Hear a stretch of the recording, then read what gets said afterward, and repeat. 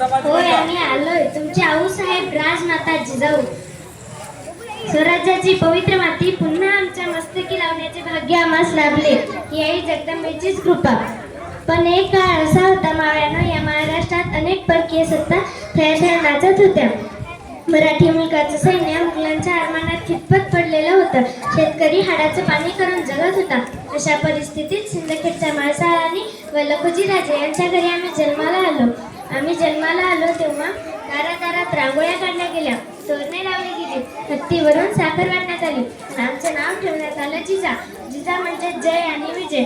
आजूबाजूला सरदारांचे वर्दळे, युद्धाचे डाव पेच, सल्ला मसलती, गाराणी, न्यायनिवाडे तर नित्याचेच.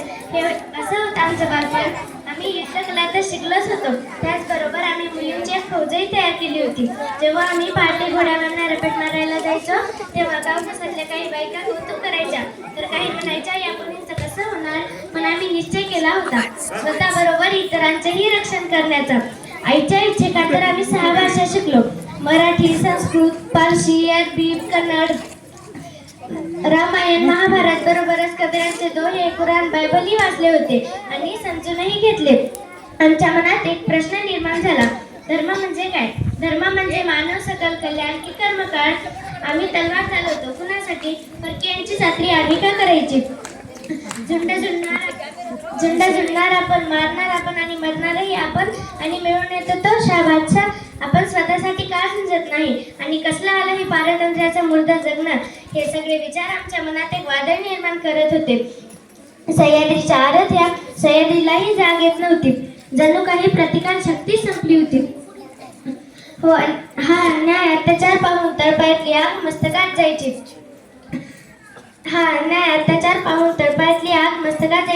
आम्हाला प्रश्न पडला. आम्ही वडिलांना विचारलं, हे कोणी का संपत नाही? स्वतःसाठी कोणी का झुंजत नाही? वडिलांनी उत्तर दिलं, याच भूमीवर मराठ्यांनी आसमंताकडे बघितलं, तुफाड्या फुकल्या, हर हर महादेव गर्जने, ढाल तरवारी लढवल्या. पण हा समाज एक संघ नाही, विखुरला गेला आहे.